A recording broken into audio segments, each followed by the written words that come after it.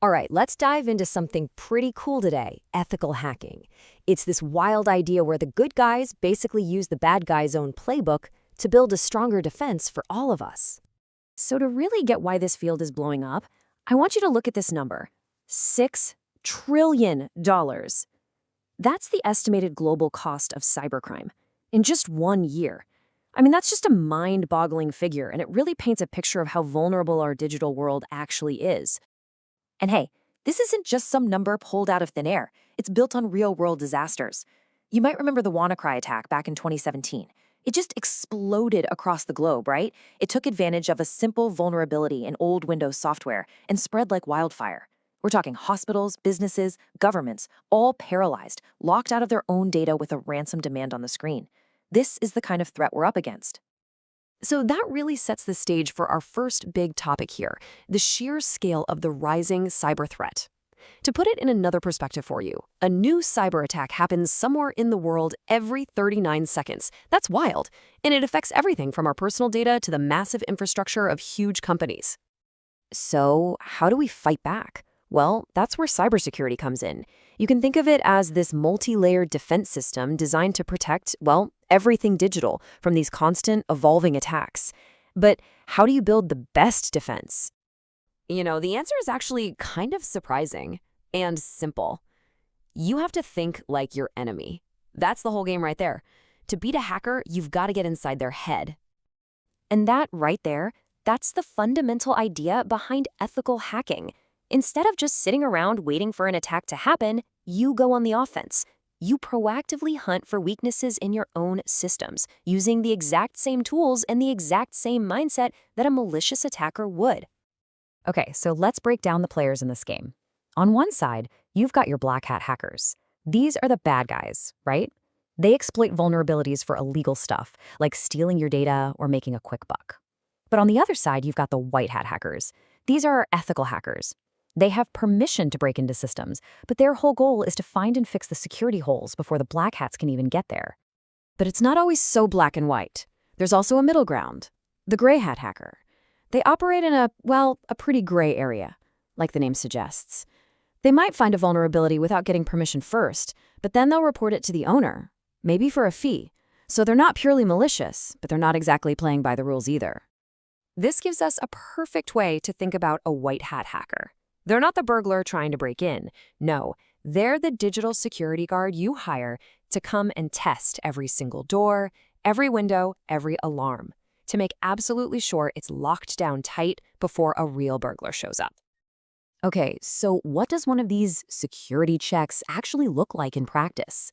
You might be picturing some chaotic, movie-style hacking montage, but as we're about to see, it's actually a super structured and methodical process.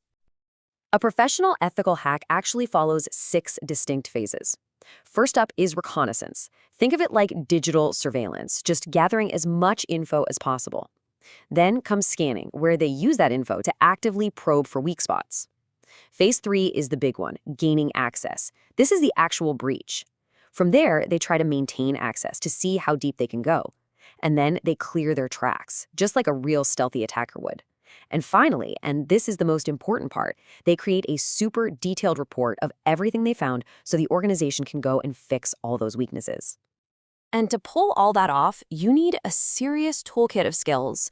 We're not just talking about being good with computers. We're talking about real proficiency in operating systems like Linux and Windows, being fluent in programming languages, and having a really deep understanding of how networks tick. It's this powerful mix of pure technical skill and a creative problem-solving mindset. So you can imagine this unique combination of skills is in unbelievably high demand. I mean, as our world gets more and more digital, the need for people who can actually defend it is just skyrocketing. Yeah, just look at the numbers. The job market for this kind of work is projected to grow by almost 28% by 2026. With literally millions of cybersecurity jobs expected to open up, there is a huge gap between the demand for these pros and the number of people who are actually qualified to do the job. And of course, that high demand translates directly into some pretty high salaries. A certified ethical hacker here in the US earns an average of around $91,000 a year, and that's just the average. Even starting out, You're looking at salaries near 75 grand. It's a field that definitely rewards expertise. And the ceiling here, the earning potential at the top is, well, it's immense. For senior level roles and pros with a lot of experience, salaries can climb as high as $225,000 a year. This just goes to show that ethical hacking isn't just a job, it can be a highly lucrative and really rewarding career. So how do you get there? Well, certifications are absolutely key. Things like the Certified Ethical Hacker, or CEH, the CompTIA Security Plus, and the CISSP. Think of these like badges of honor. They prove to employers that you have the skills they are desperately searching for. So you have to ask, why are companies willing to pay so much for this? It's because data is the new gold. Simple as that. I mean, every single minute, 41 million messages are sent just on WhatsApp alone. Think about it. Organizations from Google all the way down to your local hospital, they run on data. And they need skilled defenders to protect what is, without a doubt, their most valuable asset. So as we wrap this up, it's pretty clear that in a world that is literally built on data, the role of the ethical hacker has never been more vital. The real question isn't whether or not we need these digital defenders, it's who's going to step up and